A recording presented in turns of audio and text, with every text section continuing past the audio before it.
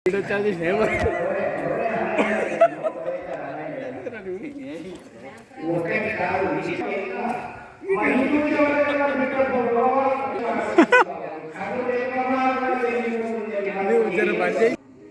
ముంగల నేను ఒక తప్పు చేసిన నిన్న మీ లక్ష్యం నా మీన అంటే చాలు నీకు అధికారం ఇస్తా అది వల్ల అమ్మా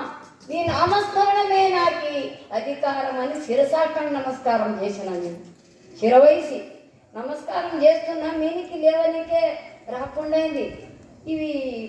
ఏమవుతున్నాయి అశ్రు కంట నీళ్ళు ఇట్లా ధారించిపోతున్నాయి నాకు పోతే బేగం ఎందుకు ఏడుస్తున్నావు కదా ఏమి ఇది నేను ఒక కొనల కసు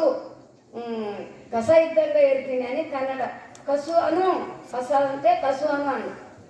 కసాయిద్దంగా ఏడుತೀನಿ అమ్మ నాన్నొಂದು ಮೂಲ್ಯಾಗ అంటే ఒక కొనల గుణసుందరమ్మ బాలమణి ఈనూరి పిల్ల మాటలు ఎట్లా చెప్తారు చూడ్రి కసు అంటే సామాన్యమా అమ్మ బ్రహ్మద్వారం మీద కూర్చొని కసు అంటే సామాన్యమా అది తీసుకొని పోయి ఇప్పుడు తెలుగులో చెప్తున్నా నాకు ప్రాక్టీస్ చేసుకున్నా కసు అంటే అది తీసుకొని పోయి పెంటలు వేస్తారు పెంటలేనా ఎరువు అవుతుంది ఎరువు తీసుకొని పోయి షేడ్లో వేస్తారు అది పంట వస్తారు పంట దొరికినావు బేగం నువ్వు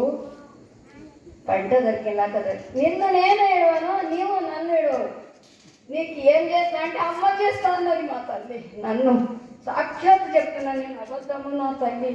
మాటలు నేను చెప్పను ఇప్పటికి నాయన మంగళ కూడా నేను ఒక్కరోజు ఎదురుత్రం ఏమో మాట్లాడినే నాయన ఏమి అని అయింది గదగద వణుకుతాయి నా కాళ్ళు చేతులు అప్పుడు నేనంటే అమ్మ నాకు రుణభావం క్షణం ఉండదమ్మా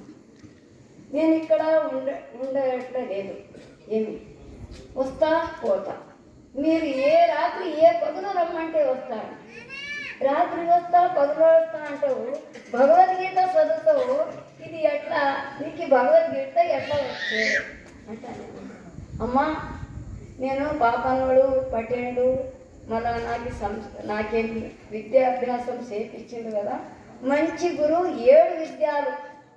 విద్యలు వస్తాయి డాక్టర్కి 7 విద్యలు వస్తాయి 9 ఏళ్ల పిల్లకే తన బిల్డప్ అందరికి ఏమి ఇచ్చినే నన్ను పెంచిండు